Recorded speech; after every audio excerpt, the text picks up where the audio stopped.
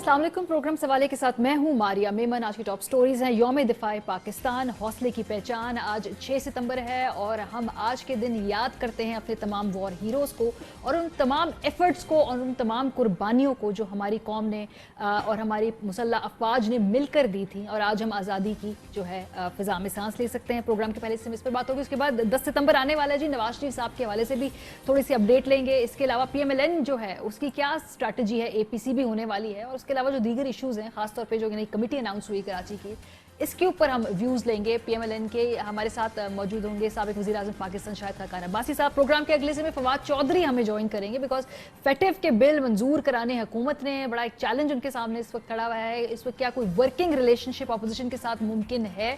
ये कोई राब्ते वगैरह ये करना शुरू कर रहे हैं? इसके अलावा और दीगर बल्दियाती निज़ाम के हवाले से भी कुछ क्वेश्चंस करेंगे। फवाद साहब से is very vocal on that.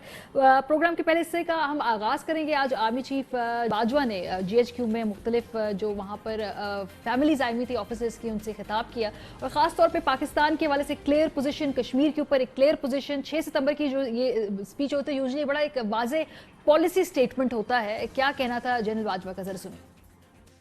6 सितंबर 1965 का दिन हमारी तारीख का एक लाजवाल बाब है। मेरे सामने शोहदा के अहले खाना मौजूद हैं, मैं उन्हें सलाम पेश करता हूँ। पाकिस्तानी कौम से मोहब्बत हमारे ईमान का हिस्सा है। कोई दुश्मन हमारी इस मोहब्बत को शिकस्त नहीं दे सकता। हमें ना तो नए हासिल शुदा असले के अंबार से मरगूब किया जा सकता है और ना ही हम पे कोई धमकी असरअंदाज हो सकती है। जम्मू कश्मीर बैनुल अक़वामी तौर पे तस्लीम शुदा मसला है। इस हवाले से हम किसी भी यकतरफा फैसले को तस्लीम नहीं करते। पाकिस्तान एक अमन पसंद मुल्क है, लेकिन अगर हम पे जंग थोपी गई तो हम ईंट का जवाब पत्थर से देंगे। प्रोग्राम के पहले से हम इस पर बात करेंगे। शाहिद खाकान अब्बासी साहब चूँकि हमारे साथ मौजूद हैं और अब्बासी साहब आपके वालिद साहब भी वॉर वेटरन थे और ज़रा मेरे ख्याल इससे आगाज़ करते, बड़ा नॉस्टैल्जिया है 6 सितंबर के हवाले से। आपके तो घर में ये बातें होती होंगी और ये एक माहौल होता होगा। जी मुझे खुद याद है, मैं 6-7 साल मेरी उम्र थी उस वक्त और बड़ा एक जज्बा था पूरे मुल्क के अंदर और उस जज्बे ने वो उस जंग में पाकिस्तान को फतह दी। बेपनाह कुर्बानियाँ थीं। आपके सामने नाम है अजीज़ भट्टी शहीद, ब्रिगेडियर शामी शहीद, इसी तरह एयरफोर्स के एक लंबी सरफराज रफीकी साहब थे, MM आलम साहब थे। MM आलम साहब तो गाजी थे। अच्छा, शोधा की बात करें, सॉरी जी शोधा की बात कर रहे हैं। मुनीर साहब थे, अलाउद्दीन बुच अलाउद्दीन उन्हें कहते थे, आलम सिद्दीकी साहब थे। बहुत एक लंबी दास्तान है शहीदों की और बड़ा जज्बा था उस ज़माने में। हमने खुद वो जज्बा देखा और एक बड़ी मुनसबंदी के तहत जारियत हिंदुस्तान ने की थी, लेकिन उसका मुकाबला हुआ और अल्लाह ताला ने पाकिस्तान को फतह दी। लेकिन ये सब इन शहीदों और गाजियों के सिर है जो जंग में हिस्सा लिया। और जो खास तौर पे फौजी खानदान होते हैं उनको खास माहौल भी होता है ना, क्योंकि वहाँ पे जो इन दिनों की जब specially when you growing up, तो इन जो अहम इश्यूज होते हैं, अहम दिन होते हैं, अहम इवेंट्स होते हैं, वो तो आपको शुरू से ही उसमें पार्टिसिपेशन होती है कि उसकी बड़ी सिग्निफिकेंस वैल्यू होती है आपकी। जी हम खास तौर पे हम उस वक्त कराची में जो 2 बेसिस थे एयरफोर्स के, एक मरीपुर बेस था कराची में, एक सरगोदा में जो फाइटर बेस था। कराची में फाइटर बॉम्बर और बॉम्बर्स थे, तो हम तो उन बच्चों के साथ पढ़ते थे जिनके वालिदैन शहीद हुए। मुझे भी तक याद है कि अलाउद्दीन साहब थे, उनके बेटे बेटी हम सब इकट्ठे स्कूल में पढ़ते थे। आलम सिद्दीकी साहब के, सरफराज रफीकी, ये सब वो लोग थे जो हम रोज़मर्रा हमारे घर में आते थे खाना खाने। इस तरह की बड़ा छोटी सी कम्युनिटी होती थी। फैमिली वैसे ही छोटी होती जी है। हाँ। तो वो बहुत एक ट्रेजिक माहौल भी था, लेकिन उसका एक जज्बा भी था जिसका मैं हमेशा कदर करता हूँ, उस जज्बे की। थोड़ा आगे बढ़ते हैं। मैं सिर्फ ये जानना चाहती हूँ क्योंकि जब आप वज़ीर आज़म थे, जब बतौर वज़ीर आज़म जो होता है ना, आपका एक जो व्यू है वो बड़ा, जैसे कहते हैं ना, ऊपर से आप देख रहे होते, बर्ड्स आई व्यू से। और शायद अब बहादुरी ये बात भी है कि भाई जंग होने से बचा ली जाए। ये मैंने कहीं कोट पढ़ा था कि भाई जंग की नौबत आनी नहीं चाहिए। शायद ये बहादुरी है, ये बोल्ड डिसीजन है जो अब क़यादत को ख़ास तौर पर इस खत्ते में करने होते हैं, लेकिन किसी कीमत पर नहीं। ये यकीनन जंग आखिरी रिजॉर्ट है। ये हमेशा कोशिश की जाती है कि जंग ना हो, डिप्लोमेटिक फतह हासिल की जाए या मामले को सुलझाया जाए। लेकिन जब जंग आप मुसल्लत की जाए फिर जंग लड़नी पड़ती है और यही 65 में हुआ। तो वज़ीर आज़म चूँकि जंग का इख्तियार पार्लिमानी जमहूरियत में वज़ीर आज़म के पास है, तो उसका एक बड़ा रोल होता है। तो ये सब मिलकर सिर्फ फौज जंग नहीं लड़ती, कौम जंग अवाम लड़ती पीछे खड़ी अवाम होगी। पीछे खड़ी हो तो फौज कामयाब और होती जिस ऑपरेशन में अवाम साथ हो, मतलब स्वात ऑपरेशन था, जी, पॉलिटिकल जी, लीडरशिप थी, बिल्कुल, पॉलिटिकल बिल्कुल। ओनरशिप थी। नहीं, अभी आपने जो टेररिज्म के खिलाफ 2013 से भी शुरू हुआ और बिल्कुल। बहुत बड़ी कामयाबी है और बेपनाह वहाँ पर कुर्बानियाँ दी गई जो शायद इतनी पब्लिक नॉलेज में नहीं है, लेकिन अभी भी कुर्बानियाँ दी जा रही हैं फौज की तरफ से। बहुत से अफसरान शहीद हुए, जवान शहीद हुए। एक बड़ी मुश्किल जंग थी जो पाकिस्तान ने लड़ी है। ये वही जंग मैंने जहाँ भी मैं जाता था मैं यही कहता था कि ये वो जंग है जो पूरी दुनिया हारी अफगानिस्तान में, लेकिन पाकिस्तान ने उन्हीं लोगों के खिलाफ उसी इलाके के अंदर फतह हासिल की। ये मामूली बात नहीं है। थोड़ा आगे बढ़ते हैं, मेरा ख्याल है पॉलिटिकल मौज़ूआत के ऊपर आ जाते हैं। सबसे जो अभी लेटेस्ट इशू है वो तो कराची के अंदर जो नई PCIC हुकूमत ने तरतीब दी है, provincial committee of implementation and coordination, कुछ इस किस्म का उसका मुखफ़्फ़ है। ये कैसा आपको ये वर्केबल फार्मूला लग रहा है? क्योंकि एक गालिबन कोऑर्डिनेशन कमेटी आप लोगों ने 2014 में आपकी हुकूमत में भी बनी थी, वो तजर्बा कैसा जी, था? वो गवर्नर साहब की क़यादत में थी, वो मुकामी सतह पे थी। अच्छा, अगर आप उसको एक ऑफिशियल स्टेटस दे रहे हैं तो मुश्किलात इसमें ज़रूर आती हैं, ठीक है। क्योंकि डोमेन जो है वो प्रोविंशियल गवर्नमेंट का है या लोकल बॉडीज़ का होता है। जब वफाक वहाँ पे आता है तो उसको पॉलिटिकल एडवांटेज को ज़रा छोड़कर, पॉलिटिकल माइलेज गेन करने को छोड़कर, उसको मसाइल के हल के अगर जज्बे से आए तो कामयाबी आती है। क्योंकि जब भी ये क्लैश होगा, एक पॉलिटिकल क्लैश होगा, तो सूबे की तरफ से भी पुश बैक आता है और ये मसाइल बीच में रह जाते हैं।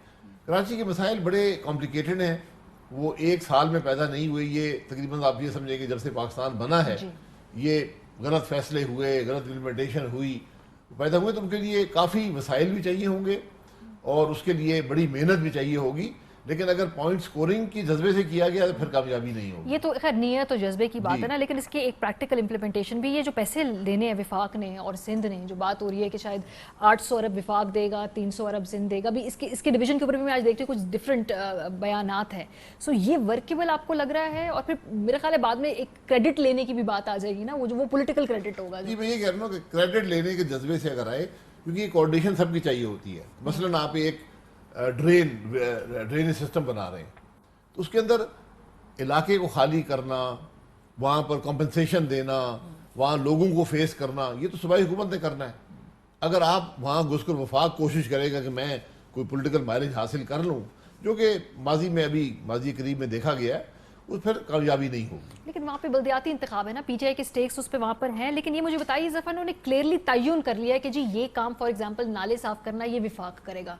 पहले इसके ऊपर आपने आपकी इख्तियारात के बारे में क्लैरिटी नहीं थी। फिर ये कि जो नए लोगों को बसाना है उठाकर इन जगहों से, वो सूबा करेगा। तो इतना clear division of job description के बावजूद भी नहीं आप समझते? जी, हो जाए तो हो जाए, अच्छी बात है, लेकिन तजर्बा इस मामलात में अच्छा नहीं होता। जब भी वफाक और सूबा एक ही प्रोजेक्ट करने की कोशिश करते हैं, कम से कम मेरा उसके अंदर तजर्बा जो है वो जो मैंने देखा है, कोई खातिरख्वाह कामयाबी नहीं होती।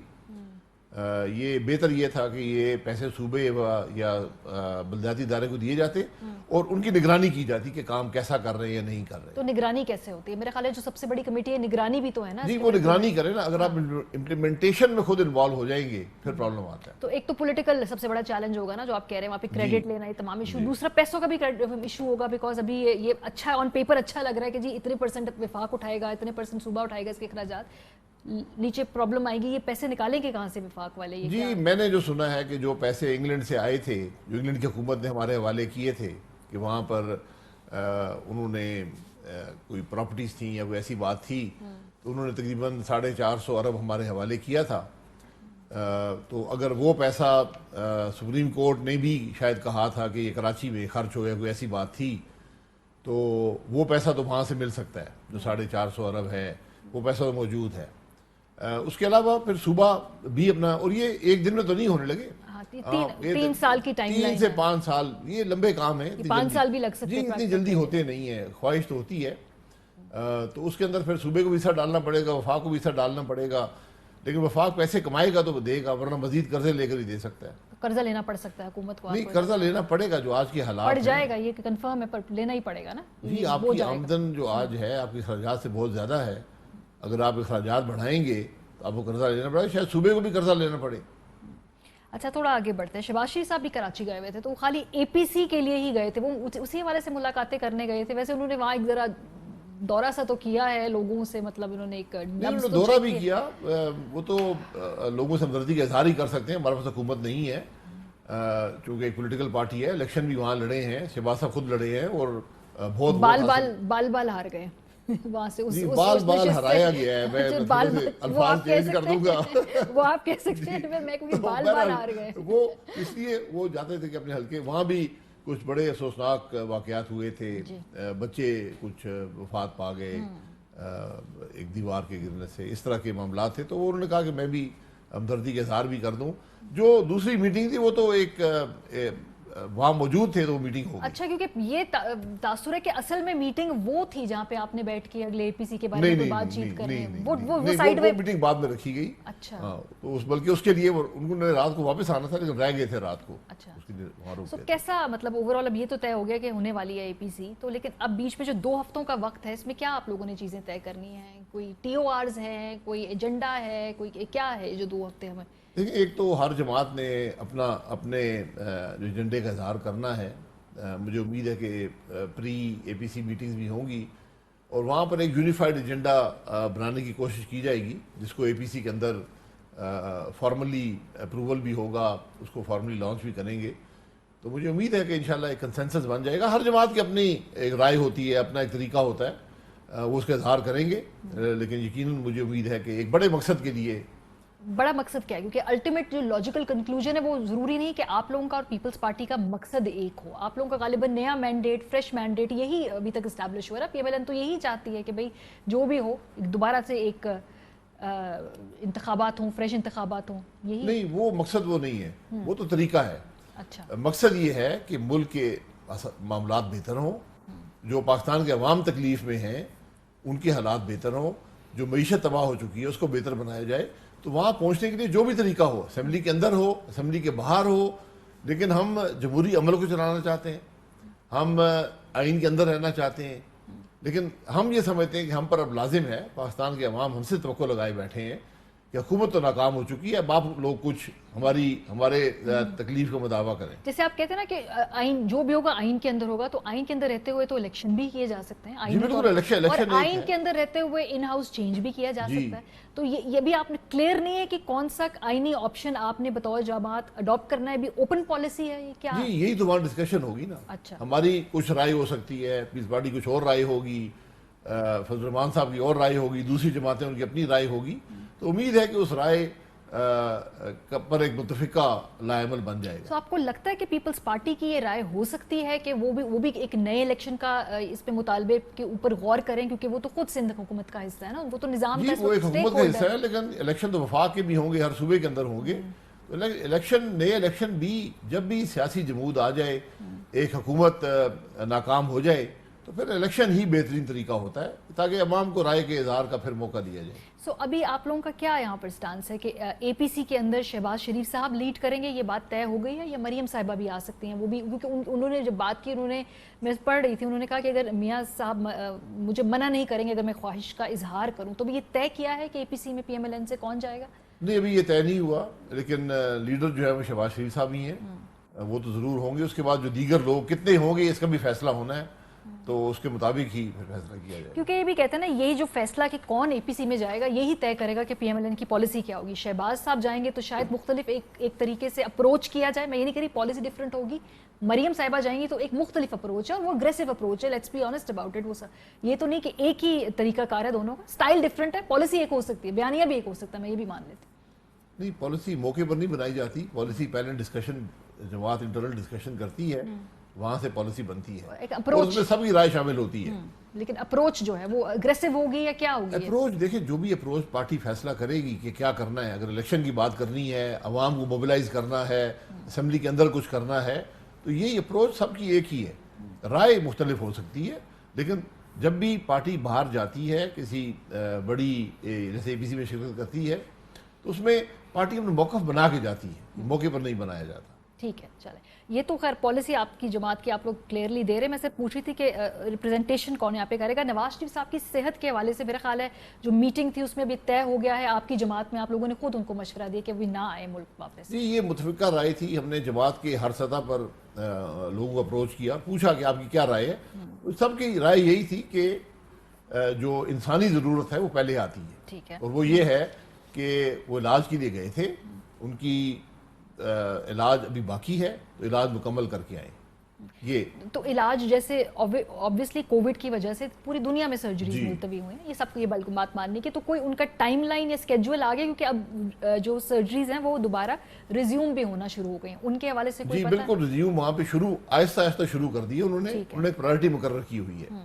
اب وہ ڈاکٹرز فیصلہ کریں گے, یہ مریض نہیں کر سکتا, یہ ہم نہیں کر سکتے, یہ ڈاکٹرز ہی بتائیں گے. اور ڈاکٹرز نے ایک رپورٹ دی ہے بڑی ڈیٹیل. اس سے کہ حکومت کہتی ہے کہ ہم مطمئن نہیں ہیں, کیا وہ مطمئن ہے؟ بیکاز وہ کہتے ہیں جو اسپیسیفکلی کچھ باتیں پوچھی وہ آپ لوگوں نے دی نہیں ہیں, پھر آپ لوگ کہتے ہیں کہ وہ ٹیسٹ جو ہے وہ یہ ایکسیپٹ نہیں کر رہے, وہ بڑا اسپیسیفک پہ بات ہوتی ہے. تو آپ کی رپورٹ سے مطمئن کیوں نہیں ہیں یہ لوگ؟ دیکھیں ڈاکٹر میرے کہنے پہ, حکومت کے کہنے پہ رپورٹ نہیں بناتے, وہ تو مریض کو دیکھ کے بناتے ہیں کہ اس کی مرض کیا ہے, اس کا علاج کیا ہے, اس پر رپورٹ بنائیں گے.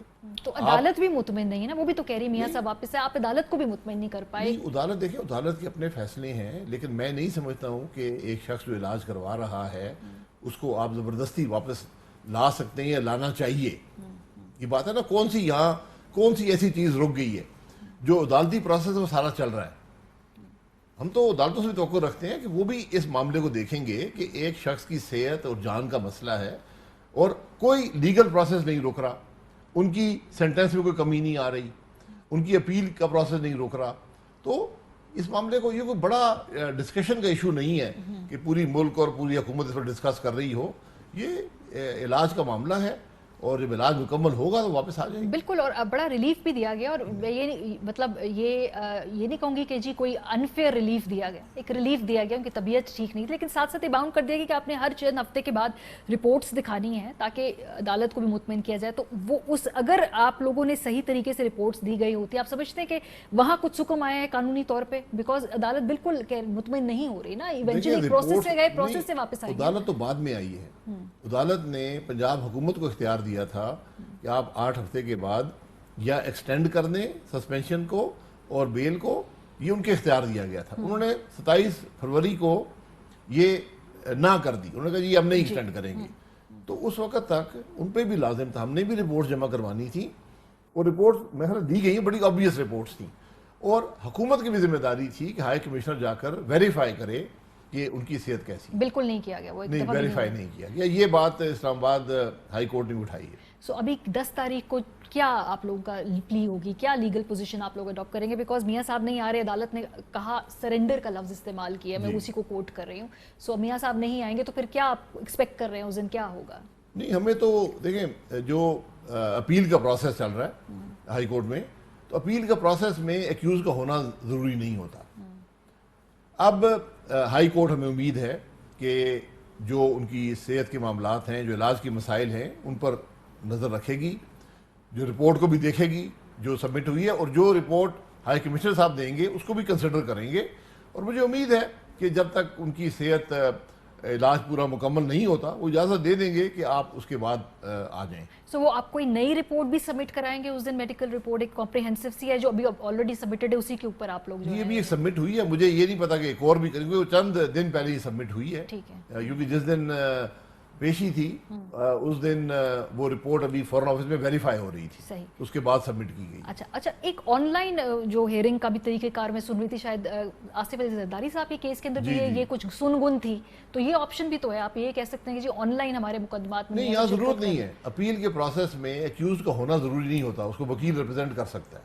وہ ٹرائل کورٹ میں ہوتا ہے کہ ایکیوز کا ہونا ضروری ہوتا ہے, انلیس اس کو ایگزیمپشن دی جائے.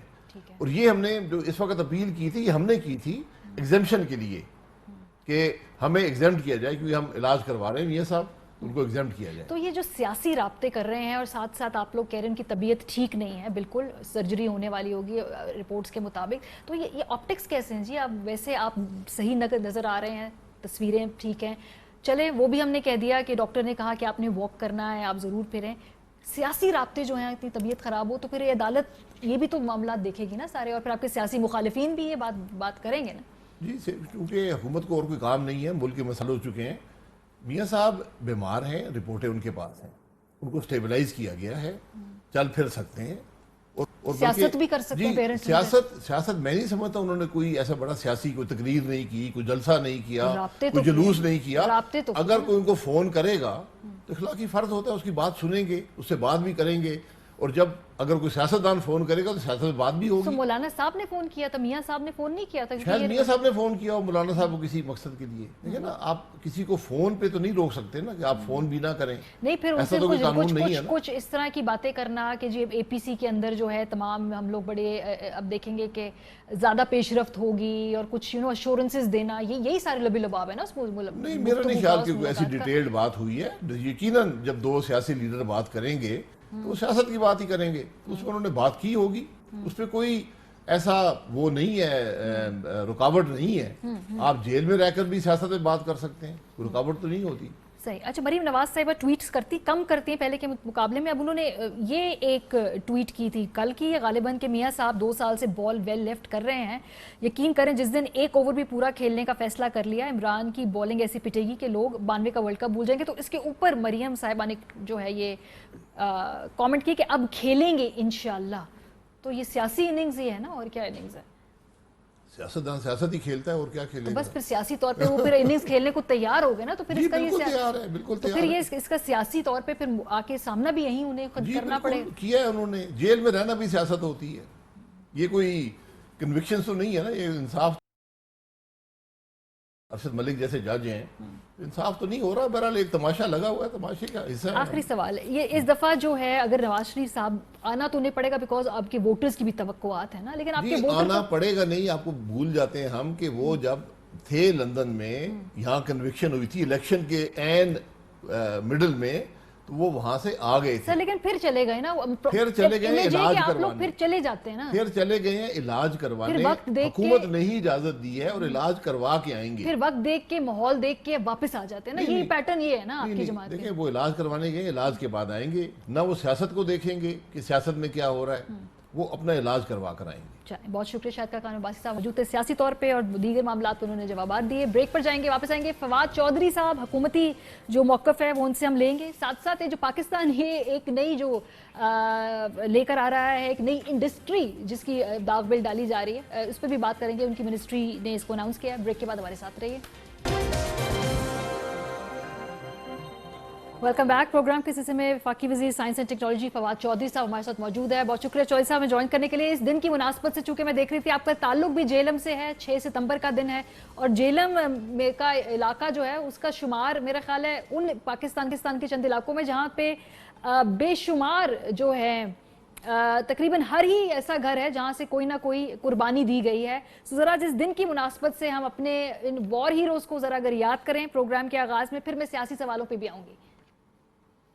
देखिए, पहली बात तो बिल्कुल आपने सही कहा, हमारा तो गांव ही कोई ऐसा नहीं है जहाँ पे कोई शहीद मदफून नहीं है, कोई गांव नहीं है जहाँ पे गाजी नहीं है। और ये जो इलाका, जो हमारा इलाका है, पिंडादन खान का इलाका जहाँ से मैं आता हूँ, तहसील जेलम है, तहसील सुहावा है, डोमेली का इलाका है, दीने का इलाका है, ये सारे हमारे इलाके हैं जहाँ से तमाम लोग जो हैं वो फौज में हैं और हर घर में जो है उन्होंने वो शहादतें देखी हैं। कल भी जो है वो मैंने यही फैसला किया कि वहाँ पे जो शहीद हैं उनको याद किया जाए। बड़ा मुश्किल होता है, सच्ची बात तो यह है कि अल्फाजों में तो वो दुख नहीं समझे जा सकते जो आप उन घरों में जाके जब देखते हैं। कल मैं गया, एक जाहिद है, उसकी शहादत हुई बन्नू में, 1 साल 4 महीने का बच्चा है उसका, और उनको आप क्या उनको आप क्या तसल्ली दें, क्या आप उनको बात कर सकते हैं। फिर इसी तरह से हमारा आगे पिंडादन खान में गांव है, एक ही गांव के 2 बच्चे जो हैं वो LOC के ऊपर शहीद हुए।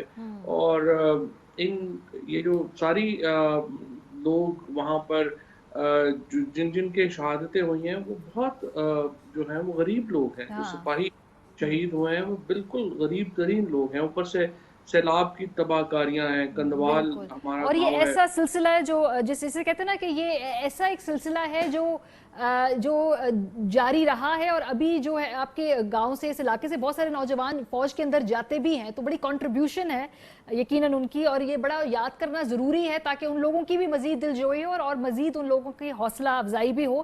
اب تھوڑا سا میں آگے بڑھنا چاہتی ہوں، میں ذرا سیاسی سوالوں کے اوپر آنا چاہتی ہوں. بھی شاہد خاقان عباسی صاحب میرے ساتھ موجود تھے پروگرام کے پہلے حصے میں. کیٹیگوریکلی یہ تو طے ہو گیا نواز شریف صاحب تو واپس نہیں آنے والے 10 تاریخ کو. وہ کہہ رہے ہیں کہ کچھ رپورٹس جو تھی وہ آپ کے جو ادھر باہر کے سفارت خانہ تھا وہاں سے ٹیسٹ ہو کے پھر ان کو ایگزامن کر کے وہ عدالت میں شاید پیش کر دی جائیں. تو اس وقت یہ سٹیٹس ہے، نواز شریف صاحب نہیں آ رہے واپس. اب 10 کو دیکھیں گے کہ عدالت کیا اس حوالے سے اپنا فیصلہ دیتی ہے، آبزرویشن دیتی ہے یا کیا کرتی ہے.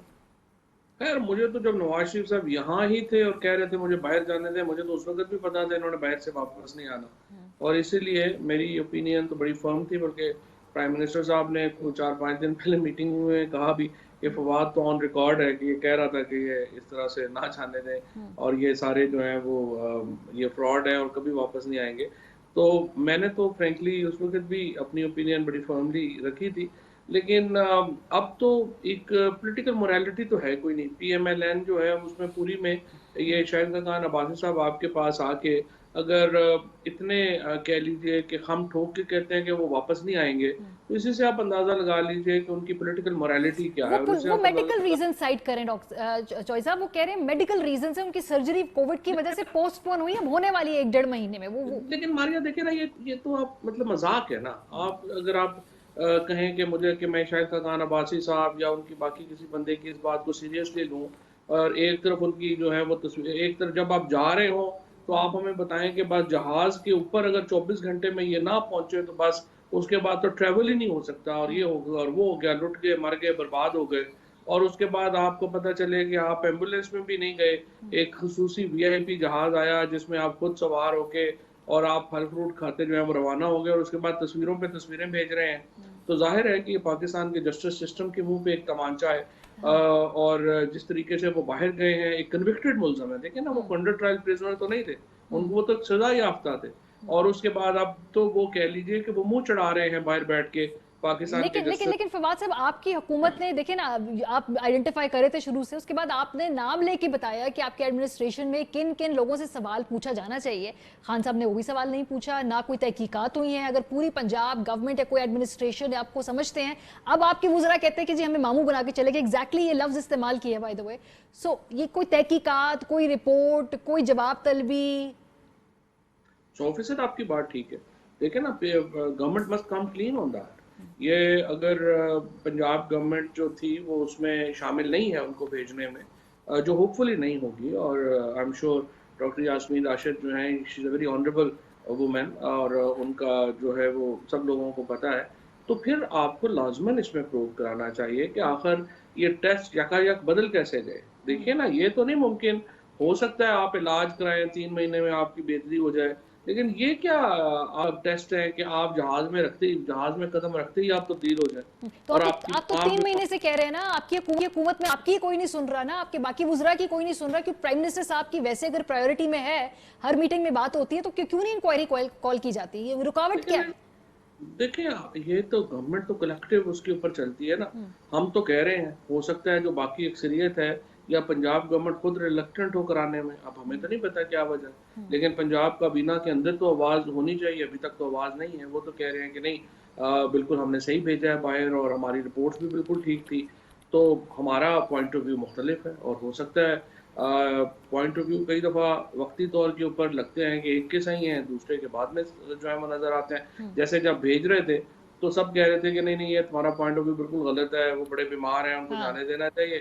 اب اکثریت کہہ رہی ہے نہیں بالکل ٹھیک کہہ رہے تھے، وہ تو تھے ہی سارے فراڈ اور ڈرامہ لے کے ٹکرا تو کے پھر باہر تو چلے فواد صاحب بھی تو آپ کی اپنی حکومت کی اس کے اوپر 2 ہی کیسز ہو سکتے ہیں. یا تو وہ اس میں شامل تھے میاں صاحب کو باہر بھیجنے میں، یا دوسرے کہ وہ انتہائی انکمپیٹنٹ تھے. اچھا دونوں جو چیزیں ہیں نا وہ آپ کے فیور میں نہیں جاتی. دونوں چارج شیٹ ہیں آپ کی اپنی حکومت کے خلاف اور پنجاب گورنمنٹ کے بارے میں خاص طور پہ.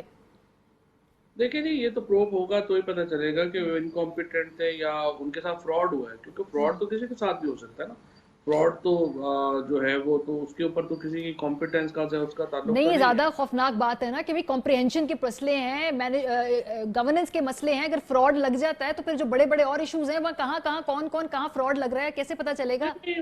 देखिए फ्रॉड तो बेशुमार जगहों पे हो जाता है, उसका क्या है? आपको याद होगा जरदारी साहब एक दफ़ा प्रेसिडेंट थे, तो एक दफ़ा किसी एक उनको कॉल करवा दी थी कि इंडियन जो प्राइम मिनिस्टर है या प्रेसिडेंट है वो आपसे बात करना चाहते हैं। फ्रॉड तो किसी जगह पे भी हो सकता है, उसका कॉम्पिटेंस से ताल्लुक ये तो बड़ा सिस्टमैटिक है वैसे, इंस्टीट्यूशनलाइज्ड सा कोई फ्रॉड लग रहा है। बहरहाल तो कोई ये शरीफ फैमिली ने पहली दफा तो नहीं किया, ये तो हमेशा इंस्टीट्यूशनल फ्रॉड करते रहे और बड़े अच्छे हैं, बड़े इसमें कॉम्पिटेंट हैं। अच्छा, एपीसी में आपको क्या लग रहा है, शहबाज शरीफ जाएंगे या मरीम नवाज साहिबा भी जा सकती हैं? बिकॉज अभी पीएमएलएन कह रही है हमने तय नहीं किया, या अभी ये 2 हफ्ते की प्रोग्रेस देखकर फिर ये तय करेंगे कि कौन जाएगा एपीसी में?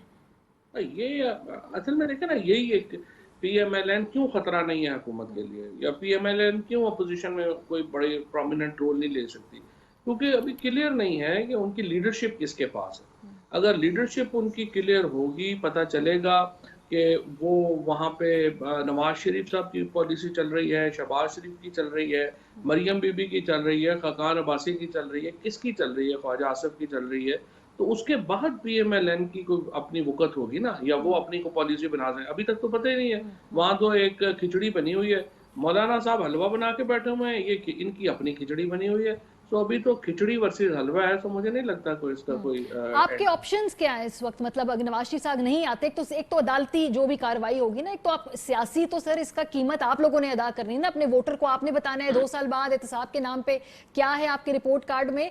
तो ये ऑप्शंस आपके पास क्या है कानूनी तौर पे? अब नहीं, हमें तो जो नुकसान होना था वो तो हो चुका है, अब तो पीएमएलएन को नुकसान होगा, और उनको हो रहा है, ऑलरेडी भी हो रहा है, क्योंकि देखे ना लोग इतने बेवकूफ़ तो नहीं है।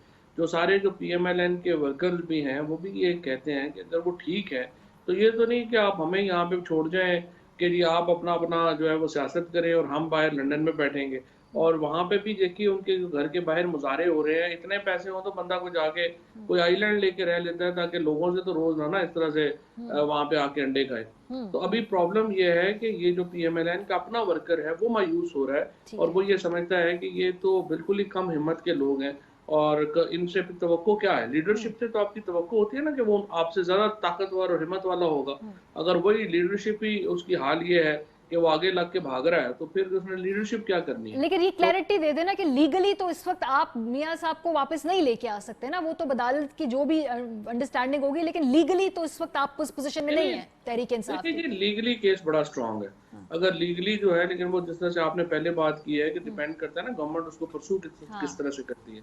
अब आप देखें लीगली क्या केस है। लीगली ये केस है कि वो कन्विक्टेड है और वो लाहौर हाई कोर्ट के एक हुक्म के ऊपर बाहर गए हैं, और इस्लामाबाद हाई कोर्ट से उन्हें जो है वो बेल मिली हुई है। अब आप अदालत में जाएंगे और आप कहेंगे कि जी आप एक्स्ट्रेडिशन का जो है वो आप उनको वापस बुलाने का हुक्म जारी करें, और उसकी बुनियाद पे फेडरल गवर्नमेंट फिर एक्स्ट्रेडिशन की कार्रवाई शुरू करेगी। अगर आप अदालत के हुक्म के ऊपर एक्स्ट्रेडिशन की कार्रवाई शुरू करते हैं तो यूके जैसी जो सोसाइटीज हैं वहां फिर अदालती अहकामात की बड़ी इंपॉर्टेंस होती है, और उसको वो उसके ऊपर वो अमल करते हैं। ठीक है, थोड़ा सा आगे बढ़ते हैं। जो कराची ट्रांसफॉर्मेशन प्लान आया है, एक तो अच्छी बात है, हर तरफ से इसको वेलकम किया जा रहा है, लेकिन उसके अगले ही दिन हम देख रहे हैं कुछ जो बयानात के हवाले से क्लैरिटी नहीं है, जो खासतौर पे फंड्स की डिवीजन के हवाले से मैं भी मुराद अली शाह साहब के बयानात देख रही थी। कल असद उमर साहब ने कहा कि जी उसमें से 800 अरब हम देंगे, आज कुछ उसकी नंबर्स फिक्स नहीं है। सो ये वर्केबल फॉर्मूला है, खास तौर पर जब अभी आपने आगे बल्दियाती इंतखाबात लड़ने हैं कराची में और बाकी सिंध में अलग-अलग अपनी उसमें? देखिए जी फ्रेंकली मुझे पता नहीं है इसकी डिटेल्स का, और अगली जो कैबिनेट मीटिंग होगी मैं उसमें यही बात करना चाह रहा था कि ज़रा पहले हमें पता चलना चाहिए कि किस तरह से फंड्स कितने जा रहे हैं, कैसे जा रहे हैं। ज़ाहिर है हम उस कमेटी के मेंबर नहीं थे, मुझे उस कमेटी का पता नहीं है। वो असद उमर साहब बेहतर बता सकते हैं, हाँ। या अली जैदी बेहतर बता सकते हैं, या इमरान बता सकते हैं, गवर्नर साहब बता सकते हैं कि उसमें क्या फॉर्मूला क्या। ठीक है, हम आ जाते हैं थोड़ा आपकी मिनिस्ट्री के हवाले से। जो आप लोगों का नया कैनविस प्रोजेक्ट है, 25 अरब की मार्केट है गालिबन, मैं देख रही थी उस आर्टिकल में पढ़े, ये टैप इन करने के लिए। तो जरा मुझे बताइए इसका टाइमलाइन क्या है पाकिस्तान में, और आपके क्या एस्टिमेट्स हैं कि उसमें से कितना % जो है पाकिस्तान जो है वो मार्केट में टैप इन कर सकता है, और क्या दौरानिया होगा और क्या तरीकेकार होगा? देखिए पहली बात ये हमारा एक प्रिसीजन एग्रीकल्चर का एक बड़ा प्रोजेक्ट है, उसका एक हिस्सा है। प्रिसीजन एग्रीकल्चर में हम अपने 2.5 एकड़ के, 5 एकड़ के, 12.5 एकड़ के फॉर्म्स डेवलप कर रहे हैं, जो कि किसान को बड़ी मॉडर्न एक कह लीजिए कि टेक्नोलॉजी से जो है वो रोशनास करा रहे हैं, जिसमें आप अपनी नॉन ट्रेडिशनल एग्रीकल्चर, काली मिर्च हो गई, आपका एवोकाडोज हैं, एस्परेगस हैं, इस तरह की जो वेजिटेबल्स हैं, चेरी टमाटोज हैं, वो आप उगा सकें और एक्सपोर्ट कर सकें। उसी में ही एक प्रोजेक्ट हमारा जो है वो हेम्प का है। हेम्प जिस तरह से आपने कहा, इस वक्त $25 बिलियन की जो है वो मार्केट है। उसके 2 पार्ट्स हैं, इंडस्ट्रियल पार्ट है और मेडिसिनल पार्ट है। अब ये जो मेडिसिनल पार्ट है ये ज़्यादा बड़ी मार्केट है, इंडस्ट्रियल पार्ट जो है वो फिर अभी कॉटन को रिप्लेस कर रहा है। इसमें हमारा जो पहला जो मकसद था वो ये था कि ministry of science and technology जो है वो इसको उगाएगी और हम अपने फॉर्म्स में इसको जो है वो R&D इसके ऊपर करेंगे, और सेकेंड फेज में फिर इसको हम सिफारिश करेंगे मिनिस्ट्री ऑफ नारकोटिक्स को कि इसको आप प्राइवेट मार्केट में लेके जाएं। और हमारा जो ख्वाहिश है हमारी वो ये है कि आइंदा 3 से 5 सालों में हम $1 बिलियन की जो हेम्प प्रोडक्ट्स हैं इंडस्ट्रियल और मेडिसिनल, वो हम एक्सपोर्ट करने के काबिल हो सकें। और ये यकीनी तौर के ऊपर देखें, मैं पहले भी आपसे जो मेरी बात हुई है मैं कह चुका हूँ कि हम देखें रूटीन के आलू मटर गाजर बेच के पाकिस्तान अपने खसारे भी पूरे नहीं कर सकता, हम अपने आप को ट्रांसफॉर्म भी नहीं कर सकते। अगर हमने ट्रांसफॉर्म होना है तो हमें टेक्नोलॉजीज में जाना होगा, चाहे वो बायोटेक्नोलॉजीज हो, चाहे वो डिजिटल टेक्नोलॉजीज हो, और इसी से ही हम ट्रांसफॉर्म हो सकते हैं। हम अपनी रूटीन जिस तरह से हम ना, जो हमारी रूटीन की इंडस्ट्री है वो कोई पाकिस्तान को बहुत तब्दील कर सकती है, ना ही रूटीन की एग्रीकल्चर को पाकिस्तान को बहुत तब्दील कर सकती है। और ये बात मैं हमेशा जो है इसको कहता है। बहुत शुक्रिया। वफाकी वज़ीर साइंस टेक्नोलॉजी फवाद चौधरी साहब हमारे साथ मौजूद थे, अपने जो ये नया हेम्प प्रोजेक्ट है इस हवाले से भी बता रहे थे। और ऑफ कोर्स नवाज शरीफ साहब की वापस ना आने के फैसले के बाद हुकूमत के पास ऑप्शंस क्या है उस पर भी उन्होंने कहा कि एक्सट्राडिशन ट्रीटी जो है उसको अगर अदालत हुक्म देती है तो फिर हुकूमत इस मामले को परसू करके उनको वापस ला सकती है। प्रोग्राम में वक्त हो एक ब्रेक का, वापस आएंगे तो आज के दिन की मुनासिबत से एक बड़ा ही दिलकश और दिलफरेब गाना जो ISPR ने रिलीज किया उस हवाले से बात करेंगे। ब्रेक के बाद हमारे साथ रहिए। मिली जोश और जज्बा जो है उसको उजागर करने में, उसको जिंदा रखने में हमेशा से म्यूजिक का और ख़ास तौर पे सकाफत का बहुत बड़ा हाथ रहा है। और हमेशा हर साल 6 सितंबर के हवाले से कोई ना कोई एक नया मिली नगमा जारी किया जाता है। इस मरतबा एक बहुत पुराना गीत लेकिन बहुत ही ज़्यादा पॉपुलर, उसको एक नई तर्ज नई धुन के साथ हर घड़ी कामयाब तैयार है हम दोबारा रिलीज़ किया। अगर पाकिस्तान के तमाम जो A लेवल जो A ग्रेड के म्यूज़िक स्टार्स हैं वो इसका